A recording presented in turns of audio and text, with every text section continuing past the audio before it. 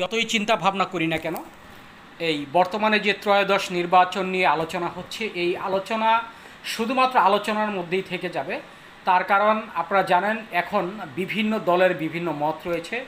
এই মুহূর্তে জামাতের আমির জনাব শফিকুর রহমান বলেছেন যে দেশের বর্তমান পরিস্থিতিতে সুস্থ নির্বাচন সম্ভব নয়, এবং এনসিপি নেতারা বলছেন যে কোনো প্রকারেই জুলাই সনদ স্বীকৃতি ছাড়া দেশে নির্বাচনের কোনো প্রকার এই ডেট দেওয়া যাবে না। আসলে আমরা এখন এমন একটি পরিস্থিতিতে রয়েছি যে আমরা কার কথা শুনবো এবং কার কথা শুনবো না, এই বিষয়টা নিয়ে আমরা দ্বিধাদ্বন্দ্বের ভিতরে রয়েছি।